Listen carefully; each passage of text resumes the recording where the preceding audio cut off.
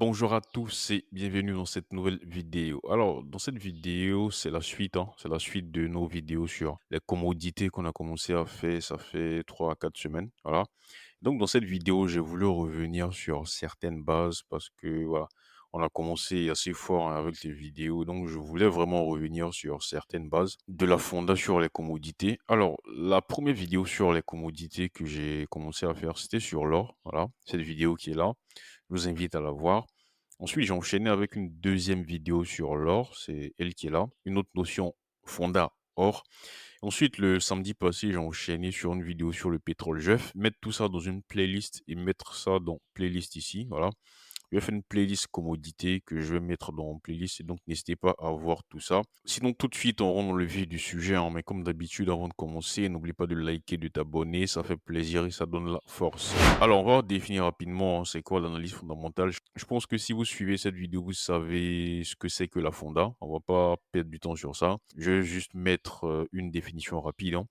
Alors, l'analyse fondamentale cherche à comprendre les causes économiques, politiques et structurelles qui influencent le prix d'un actif. Voilà. En fait, du moment où tu veux savoir quels sont les éléments qui poussent un prix à monter ou à baisser, tu commences à faire de la fonda. Voilà. C'est-à-dire que tu ne pars même pas sur ton graphique d'abord pour essayer de tracer des choses, non. Pose la question, mais qu'est-ce qui va faire que sur le graphique, le prix va monter ou baisser? Et donc, c'est ce qu'on appelle l'analyse fondamentale.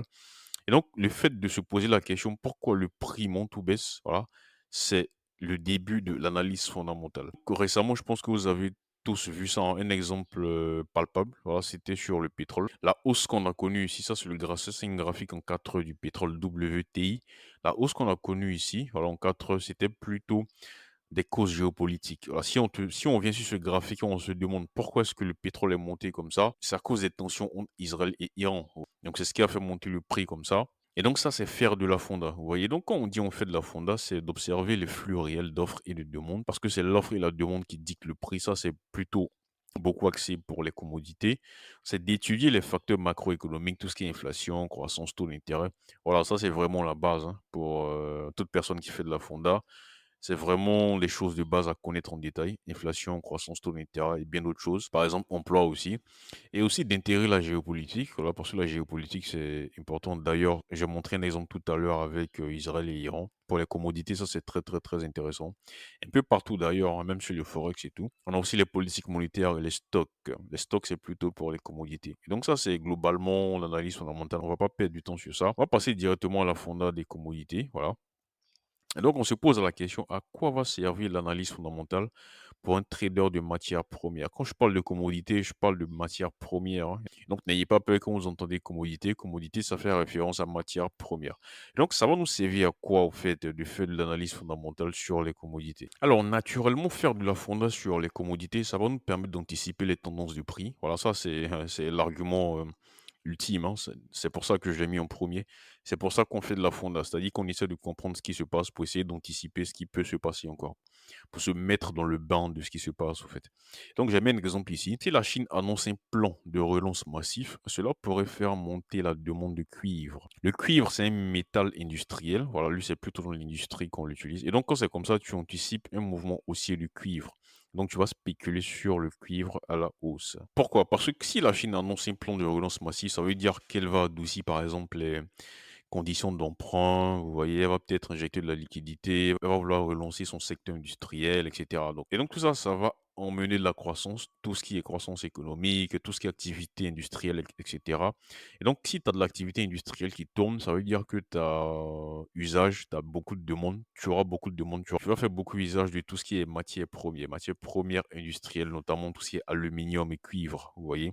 Et donc c'est pour ça qu'on va anticiper, voilà, que le cuivre va monter et donc un mouvement haussier et donc on se positionne à la hausse, on spécule que le cuivre va monter. Je vais vous montrer un exemple concret ici, le trade sur le platine que j'ai pris le 22 mai. Ça, c'est plutôt dans ma communauté d'analyse, voilà. Ça, c'est les articles que j'écris, c'est le deuxième lien de description si vous voulez nous rejoindre. C'est un service que je propose avec des analyses, 3 à 4 articles par semaine. Je propose mes positions, Je fais aussi des résumés, mais c'est pas un groupe de signaux. Voilà, les gens qui pensent que c'est un groupe de signaux, c'est pas du tout le cas, hein. Le but, c'est de progresser en fonda, de voir un peu comment ça se passe au niveau des raisonnements fonda et tout. Donc ici, le 22 mai, j'avais écrit un article sur le platine ici. Voilà, j'avais proposé cette position-là d'acheter le platine. Moi-même, je l'avais acheté. Voilà, c'est cette position sur le platine-là qu'on a pris. Voilà, on est déjà sorti. Personnellement, je suis déjà sorti ici, on profite. Et donc ici, c'était quoi? Et donc ici, l'analyse est faite, je propose, j'analyse le pourquoi du comment, pourquoi est-ce que je montais, et cetera. Et donc ici, c'était quoi le catalyseur? C'était la Chine.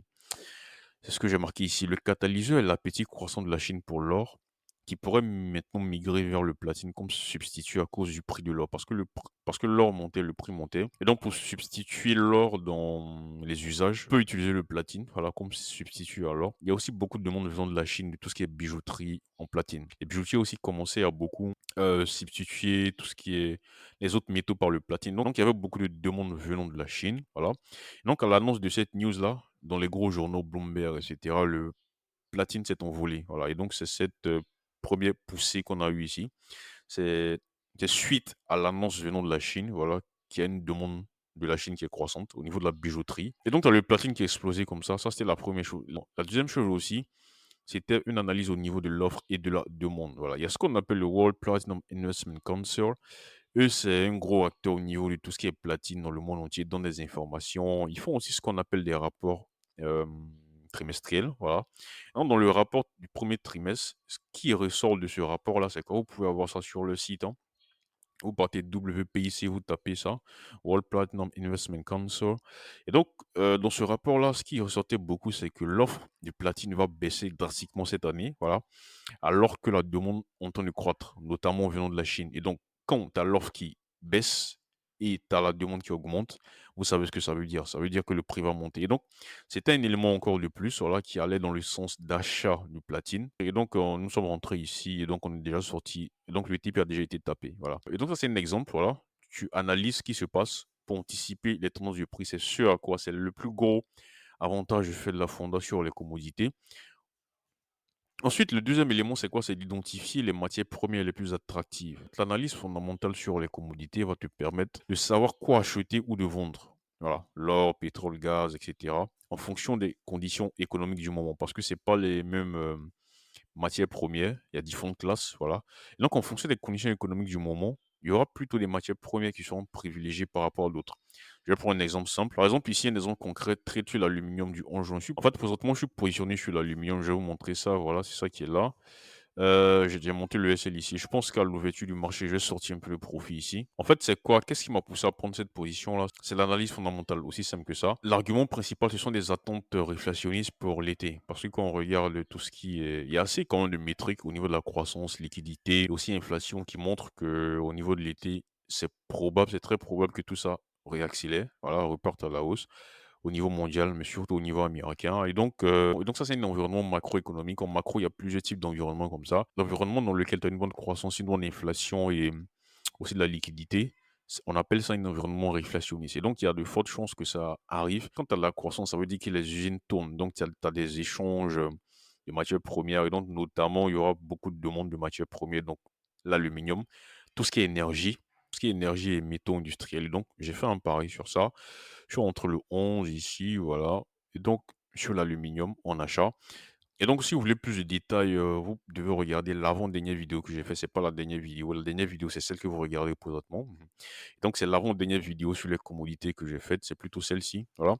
Le pétrole explose, corrélation explosive WTI, inflation et taux US. Dans cette vidéo-là, je parle très bien de ça, de la situation réflationniste qu'on peut avoir en été. Je parle très bien de ça ici. Et donc, pour plus de détails sur l'explication que je viens de donner, veuillez voir cette vidéo. Et donc, ça, c'est un argument de plus pour faire de la fonda sur les commodités, c'est d'identifier les matières premières les plus attractives en ce moment, en fonction des conditions économiques dans lesquelles on se trouve présentement. Un autre élément, c'est d'éviter les pièges, aussi simple que ça.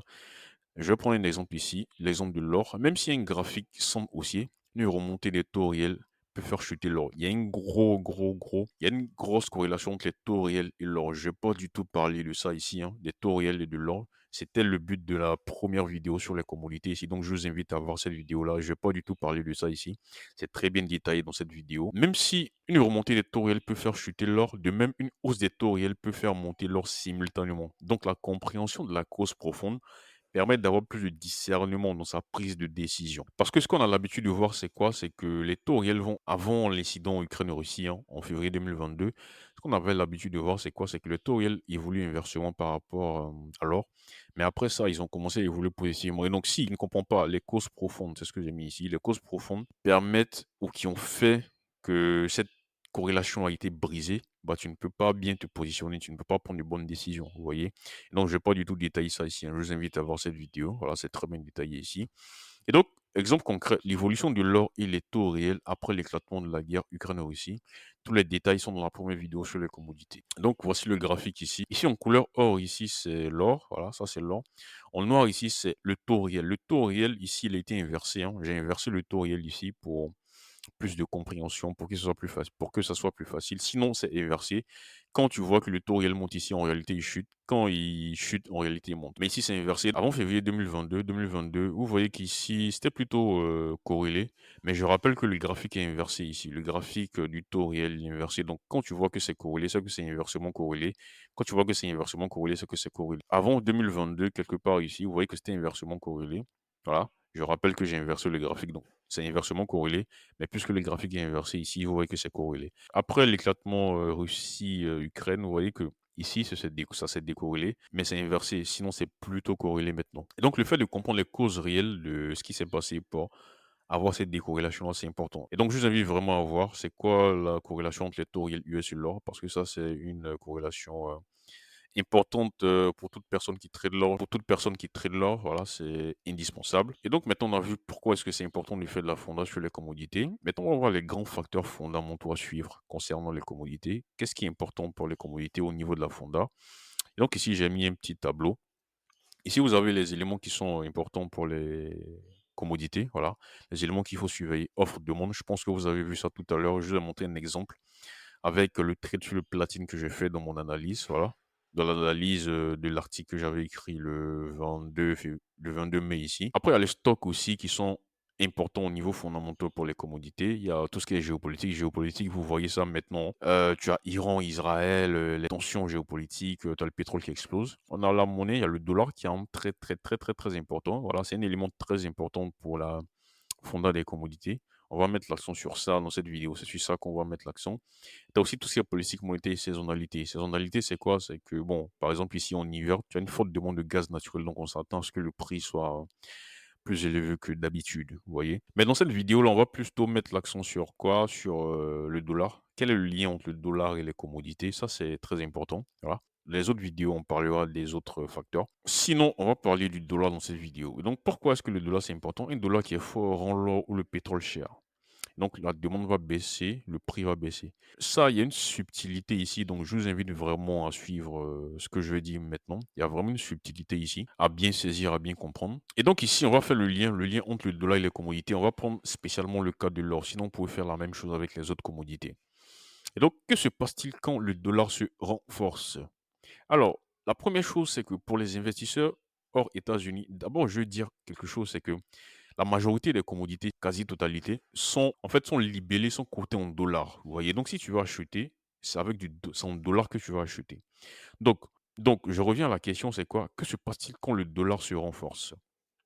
Pour un investisseur hors États-Unis, c'est-à-dire en Europe, en Asie, etc., il va falloir qu'il donne plus de sa monnaie, voilà, par exemple plus d'euros ou de yens, pour acheter la même quantité de l'or parce que le dollar est plus cher, alors que cette commodité-là est cotée en dollars, vous voyez. Et donc, puisque le dollar a augmenté, tu es obligé de fournir plus de ta devise pour acheter maintenant la même quantité d'or, vous voyez.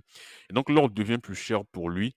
Je parle pour les gens qui sont hors États-Unis. Et donc, sa demande va baisser. Et donc, globalement, qu'est-ce que ça entraîne?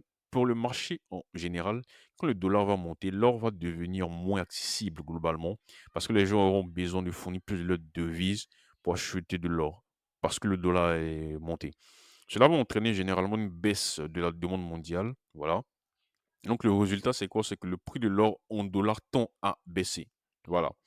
Et donc, ici, j'ai mis un exemple pour clarifier un peu plus les choses. Disons qu'on est le lundi et que le taux de change, le forex euro-USD, le taux de change est à 1,20, voilà. Disons que ça, c'est le prix de l'once d'or à 1900 $.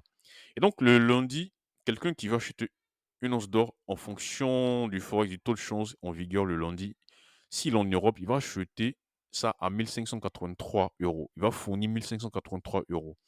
Alors que s'il vient le vendredi, le taux de change a bougé, on a chuté, le dollar s'est apprécié par rapport à l'euro. Donc maintenant, on est à 1,10. Par rapport à lundi, on était à 1,20.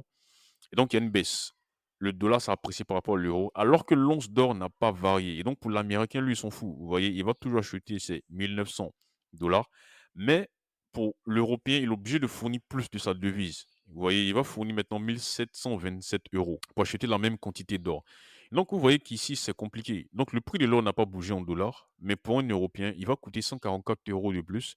Le résultat, c'est quoi? C'est que les étrangers achètent moins, voilà, parce que ça devient cher. La demande mondiale baisse, donc il y a une pression baissière sur les cours de l'or en dollars parce que la demande baisse, aussi simple que ça. Donc ça, c'est le lien entre le dollar et les commodités. Ici, j'ai pris l'exemple de l'or, vous pouvez faire la même chose avec les autres commodités. Donc ici, j'ai mis un petit graphique pour vous montrer. Le lundi, le prix de l'or en dollars n'a pas changé, voilà.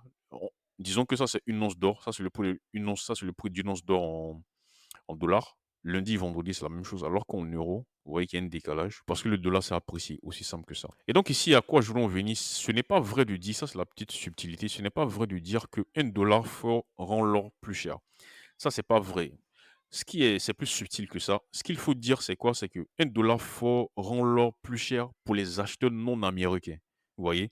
Donc, avec ce que je viens d'expliquer, vous comprenez ça mieux. Et donc, cela va réduire la demande globale et cela va peser sur le prix de l'or en dollars. Voilà. Et donc ici, c'est l'or avec le dollar. Voilà, pour vous montrer graphiquement que c'est vrai. C'est inversement corrélé. Aussi simple que ça. Quand le dollar chute, t'as l'or qui monte. Quand t'as le dollar qui monte, t'as l'or qui baisse. Et donc, ça, c'est une corrélation importante. Pourquoi ça se passe comme ça? Je viens de l'expliquer tout à l'heure. Donc, maintenant, on va parler de ce qu'on appelle les effets combinés. Effets combinés, pourquoi? Parce que on a vu qu'il y a plusieurs facteurs ici, voilà, qui ont influencé les commodités plutôt. Et donc, tu as plus ou moins des éléments qui peuvent aller en contresens ou dans la même direction, vous voyez?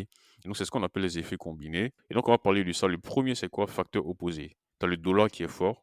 On a vu que c'est baissier pour l'or et tu as des tensions géopolitiques. Ça, c'est plutôt haussier pour l'or parce qu'ici, l'or va faire office de valeur refuge. Donc, le marché va hésiter. Il n'y aura pas de tendance claire, vous voyez. C'est encore plus pire quand tu as vraiment les fondamentaux du dollar qui sont haussiers, par exemple, politique monétaire. Tu as la Fed qui est hawkish actuellement. Et on sait que quand tu as tension géopolitique, il y a plutôt une demande de valeur refuge. Le dollar fait partie, voilà, les devises risques off. Donc ça va encore empirer pour que le dollar parte à la hausse. Donc ça met encore une pression baissière sur l'or, alors que la tension géopolitique met une pression haussière sur l'or. Vous voyez, et donc tu as un combat entre les deux. Donc le marché n'hésite pas de tendance claire. Et donc si je vais vous montrer un exemple du facteur opposé, ici j'ai mis un exemple. Voilà, le dollar se renforce fortement face aux autres devises. Hausse des rendements US, discours qui je la Fed. Voilà, le dollar va se renforcer par exemple, parce que la Fed tient présentement un discours au quiche. Et en même temps, tu as des montées des tensions au Moyen-Orient. Voilà, par exemple, attaque du Hamas, escalade d'Israël-Iran. Et donc, tu vois que c'est deux facteurs opposés. Résultat, sur l'or, le marché reste indécis. Voilà. Et donc, les tensions géopolitiques soutiennent la demande de la couverture parce que l'or va faire office de valeur refuge. Et donc, ça, c'est un facteur plutôt haussier sur l'or. Mais en même temps, le dollar fort limite les flux vers l'or. Voilà, et donc tu as un effet baissier. Pourquoi est-ce que le dollar fort limite les flux vers l'or? J'ai expliqué ça dans la rubrique précédente. Et donc le prix de l'or va stagner ou va monter timidement, voilà, sans cassure franche. Voilà. Donc les gens seront frustrés parce qu'ils vont se focaliser seulement sur un seul élément et non pas tout la vue globale parce qu'ils ne connaissent pas tous les fondamentaux qui influent sur la commodité. Et donc, c'est important de connaître les différents éléments qui influent sur les commodités. Et donc, c'est typiquement un cas où les facteurs fondamentaux s'annulent. Et donc, un deuxième exemple, c'est quoi? Les facteurs qui sont alignés. On va prendre un exemple de taux réel qui plonge. Voilà, les taux réels qui plongent, qui partent à la baisse. Taux réel ici, si vous ne savez pas ce que c'est, je vous invite encore une fois, hein, à voir cette vidéo-là. Tout est bien expliqué ici. C'était le but de cette vidéo. Donc, tu as les taux réels qui plongent. On sait que les taux réels sont inversement corrélés à l'or, mais depuis février 2022, tout a basculé. Et donc, si tu as les taux réels qui plongent, ça veut dire que l'or doit monter. Et donc, ça, c'est plutôt haussier. Tu as plutôt les anticipations d'inflation élevée, c'est-à-dire que présentement, on se trouve dans un contexte macro. On anticipe que l'inflation sera à la hausse, vous voyez. Et ensuite, tu as un doute sur la Fed. Quand je parle de doute sur la Fed, ça veut dire que voilà, les gens n'ont pas confiance en la Fed et tout. Je rappelle ici que lorsqu'on est comment dire? En contexte ou en situation, d'inflation élevée, ça c'est aussi pour l'or, hein, voilà et donc ça part dans le sens ici de taux réel qui plonge aussi pour l'or, anticipation d'inflation élevée aussi pour l'or et ici, tu as un doute sur la Fed. Doute sur la Fed, c'est quoi? C'est que on n'est pas sûr que la Fed en fait, ici, je me suis mis dans un cas assez précis. On n'est pas sûr que la Fed va pouvoir contenir par exemple, la catastrophe qui se passe présentement. Ici, j'ai pris l'exemple du Covid. D'autres sur la Fed, ça dit qu'en fait, on n'était pas sûr que la Fed, allait prendre les mesures appropriées. Voilà, on doutait un peu et donc les gens préféraient se réfugier, prendre des mesures de protection, réfugier dans l'or, voilà et donc vous voyez que ces 3 éléments, ça c'est plutôt le contexte Covid, hein. Je me suis mis en le contexte Covid mars 2020. Mars 2020, voilà. En mars 2020, tu avais les taux réels qui plongeaient. Anticipation d'inflation qui part à la hausse. Pourquoi ici on anticipait que l'inflation allait partir à la hausse? Parce que tu as la Fed qui est en train d'injecter de la liquidité pour aider, voilà, pour aider l'économie américaine et cetera et donc on anticipait que voilà, les gens auront de l'argent, ils vont dépenser et donc après il y aura de l'inflation, anticipation d'inflation à la hausse, aussi pour l'or et donc on doutait aussi sur la Fed. Est-ce qu'on sera en mesure de, prendre de bonnes décisions et cetera et donc l'or explosait, aussi simple que ça, parce que ces 3 facteurs-là partaient dans le même sens et donc ici, j'ai mis le graphique en mars 2022, c'est quelque part ici. Tu as les taux réels qui explosaient. Les taux réels qui explosaient ici, je vous rappelle que le graphique est inversé, hein. Donc les taux réels qui explosaient à la baisse, ici, c'est ce que j'ai mis ici. Taux réels qui plongent. Quand il plonge ici, ça veut dire qu'il part à la hausse parce que ce graphique est inversé en 2022, c'est quelque part ici, voilà. Et donc, quand on dit qu'il plonge, ça veut dire qu'il part à la hausse ici. Et donc, il partait à la hausse comme ça. Donc, ça, c'était plutôt aussi pour là, vous voyez. Et donc, il s'effondrait ici, hein, il s'effondrait. Quand vous voyez qu'il monte ici, il s'effondre parce que le graphique est inversé. Il s'effondre ici, je rappelle, le graphique est inversé. Donc, quand vous voyez qu'il monte, ça veut dire qu'il s'effondrait plutôt. Et donc, il s'effondre lors par à la hausse. Donc, c'est ce facteur-là qui était plutôt aussi pour l'anticipation d'inflation, il est aussi pour l'or. D'autres tu l'as fait aussi pour l'or. Ça, c'est le contexte du Covid, début Covid. Et donc, vous voyez que c'est crucial, c'est très important d'avoir en tête les éléments qui influent sur le prix des commodités. Voilà. Dans cette vidéo, j'ai voulu mettre l'accent sur le dollar et les commodités, bien entre les fluctuations du dollar et les commodités avec l'exemple de l'or que j'ai pris. J'espère que cette vidéo était assez claire. N'hésitez pas en commentaire à laisser vos questions si vous avez des questions. On va continuer la semaine prochaine. Voilà, la semaine prochaine, je vais sortir, je pense, 2 vidéos sur les commodités. Donc, on continue notre série sur les commodités la semaine prochaine. Si vous souhaitez progresser en fonda, Forex, voilà. Le premier lien, c'est le lien de ma formation, analyse fondamentale Forex. Et le deuxième lien, c'est pour rejoindre mon groupe d'analyse. Sur ce, on se donne rendez-vous la semaine prochaine.